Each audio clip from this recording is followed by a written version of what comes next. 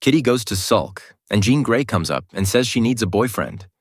Kitty says that she can't find one in the school, and she could never go back to Bobby, someone Jean specified. The resulting conversation causes the tables to turn, with Jean discovering Kitty's immense feelings for Spider-Man. Jean says not to because Spider-Man could spell trouble, but Kitty decides to at least say hi to him. Peter, meanwhile, finds negative comments about him and the incident with the rhino online. The phone rings, and Peter answers it. It's Kitty, with Jean and Storm making weird comments in the background. These cause Peter to hang up. Kitty calls him again, and Peter listens to hear her name. He asks how she got the number, and she tells him information. She asks if he's doing anything after school, and Peter asks if there is anything wrong. Kitty finally asks him out, and Peter says yes. Kitty, just to make sure, asks if he has a girlfriend, and he says he had one. Peter tells her to meet at his school out of costume before thanking her for calling him. After the call ends, Peter goes on to Goggle and finds a picture of ShadowCat, causing him to fall in love with her. After school, Peter meets with Kitty. They go out to eat at a fast food restaurant where Kitty is amazed by a corn dog on a stick. She even jokes about mutants thanking the guy who invented the idea after they take over the world, which Peter takes seriously for a second. Kitty then states that she really has no friends, but Peter says all heroes are like that.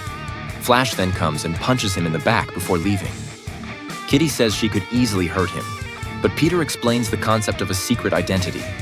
He even explains that Mary Jane broke up with him because she kept trying to let the secret out against his wishes, so Kitty tells of her similar thing with Iceman. When Flash and Kong come by again, the two heroes leave. Peter takes her onto a roof, where they view the Ultimates base and talk about a time when Spider-Man punched Nick Fury for being a jerk. Kitty asks if he simply can't date anyone, and he says he probably can't because he can't simultaneously protect the girlfriend. Kitty indirectly mentions if she could be his girlfriend since she can take care of himself, and promptly runs away before Peter can even register what she said.